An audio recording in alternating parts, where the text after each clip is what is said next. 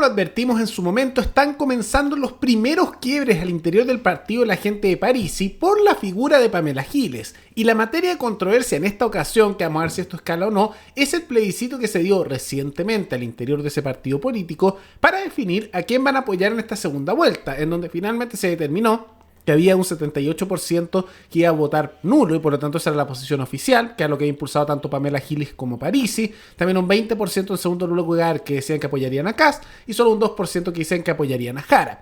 Pero esto ha generado varios cuestionamientos en su momento porque no quisieron transparentar cuánta gente participó del padrón electoral, dónde votaron, cuántos votaron, y esa falta de transparencia ha generado ciertas dudas. Incluso algunos han lanzado acusación, aunque no hay fundamento de un lado ni de otro, ¿no? De que habría cierta manipulación, por ejemplo, de resultados, ¿no? Y una que ha tomado esto y ha empezado también a usarlo como un mecanismo, por supuesto, de presión y de lucha de poder, es Pamela Giles, que se lanzó en contra del Partido de la Gente, que tuvo también al mismo tiempo respuesta de su directiva y que ya se está notando, porque no es la primera vez que están con varios choques, y que pidió que se diera transparencia en la situación y se transparentaran los datos de la votación que determinó hacia dónde iba a ir el Partido de la Gente.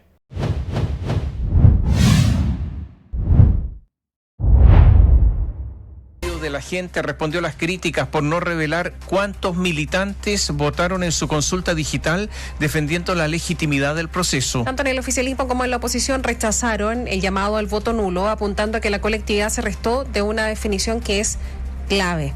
Alinte Sormó nos informa.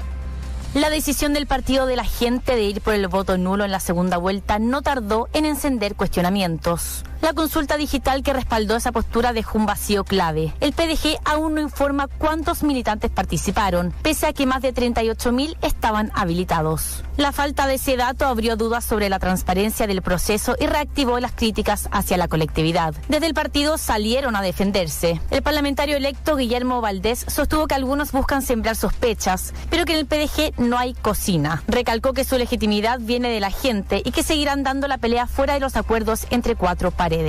Aquí no hay secretos y no hay cocina. Quienes nunca han rendido cuentas de nada, ni la derecha ni la izquierda tradicional, ahora pretendan darnos clases de transparencia. Aún así, hubo presión desde dentro. La diputada Pamela Giles pidió que se entregue la cifra de participación y sostuvo que si el PDG quiere mantener su sello de transparencia, debe informar el padrón que votó. Yo soy una humilde militante y me parecería muy importante que a quienes corresponde hicieran, efectivamente, entregaran esa información a la prensa. El rechazo al voto nulo también vino desde afuera. En la derecha, el diputado UDI Henry Leal acusó al PDG de restarse de una elección clave, afirmando que votar es una responsabilidad moral y que anular no es una decisión. Desde el oficialismo, la senadora Paulina Bodanovich señaló que los partidos deben orientar a sus bases y no dejarlas sin conducción en un balotaje decisivo.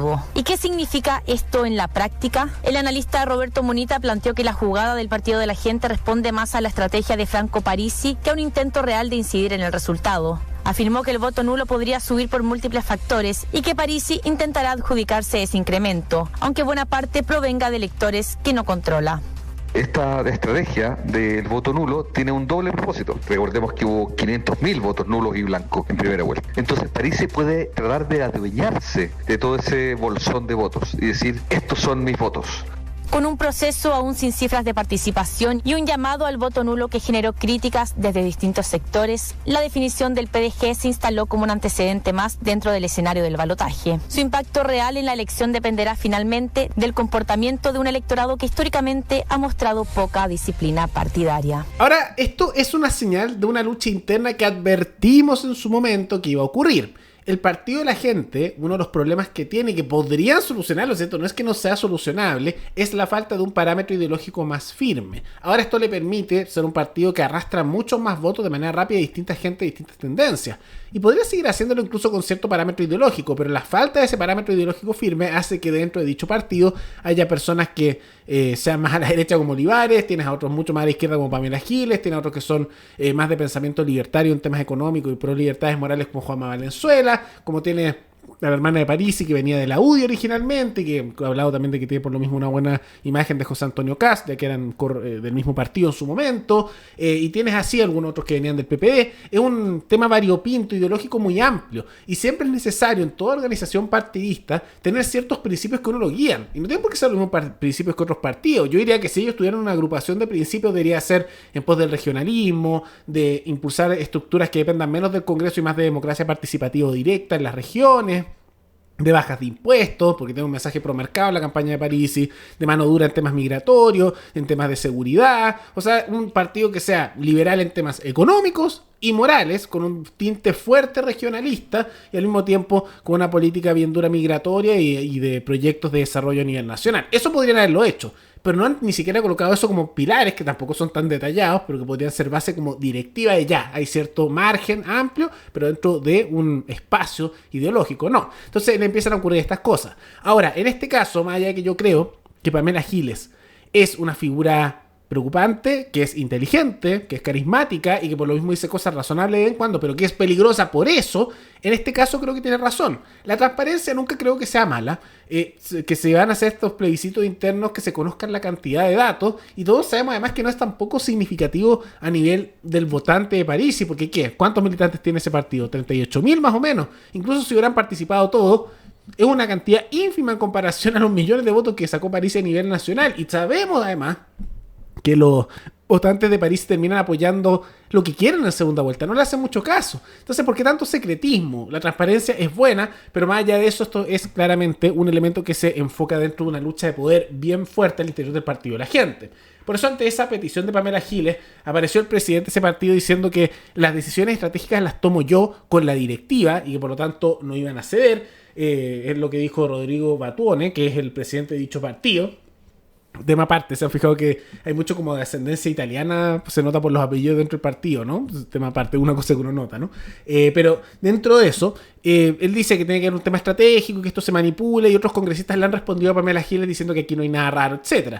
Yo no veo que haya un problema con que haya transparencia. No lo hay. O sea, no creo que eso sea malo, y no entiendo cuál sería la razón como real para qué ocultarlo.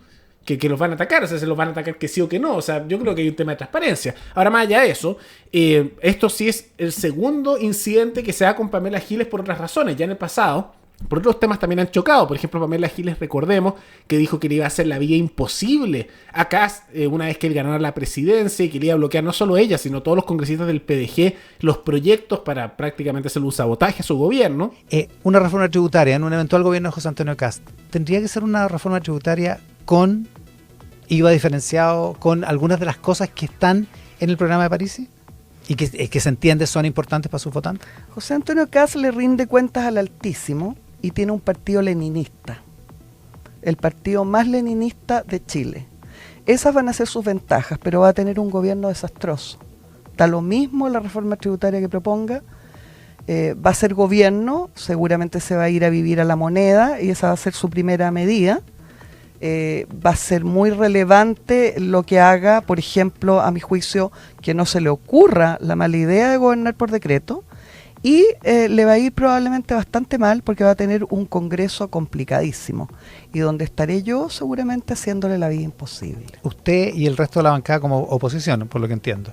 Entonces, cuando digo yo, me refiero por supuesto a nosotros, en realidad corrijo eso.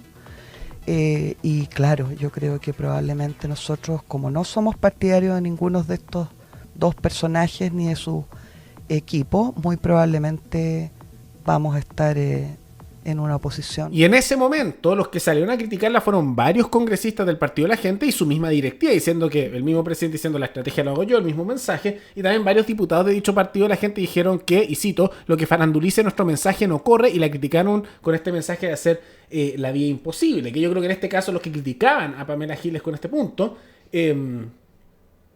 me parece más correcto. En ese caso su presidente decía, lo que es parlamentario 2026, nosotros no hemos tomado ninguna resolución y estamos en la conformación y por el partido hablo yo, no hablan los parlamentarios, ¿no? También en su momento Juan Marcelo Valenzuela, que yo diría que es el que tiene un pensamiento más pro mercado, más libertario en lo económico, como también pro libertades morales, dijo el partido de la gente tiene una posición neutra, nosotros no nos perdemos un segundo, estoy en la misma línea que el presidente del partido. Entonces ahí criticaban varios a Pamela Giles y tomaban la posición, diría, más razonable, que si en sus ideas coincidían con Kast en temas, por ejemplo, bajar impuestos, porque le harían la vida imposible si están empujando lo que ellos quieren, que yo diría que es lo razonable, pero requiere cierto parámetro ideológico, porque uno guía sus acciones de acuerdo a los principios que uno impulsa, por eso digo el tema ideológico. Pero se nota que hay luchas de poder, no han ni siquiera asumido en el Congreso y ya estamos viendo un conflicto, podríamos decir, hasta ahora en dos bandos, puede que surja más después, el sector Pamela Giles, y que debe tener cierta influencia interna, vamos a ver si está más solo o si tiene otros a su alrededor, ella siempre ha tenido grupos de poder,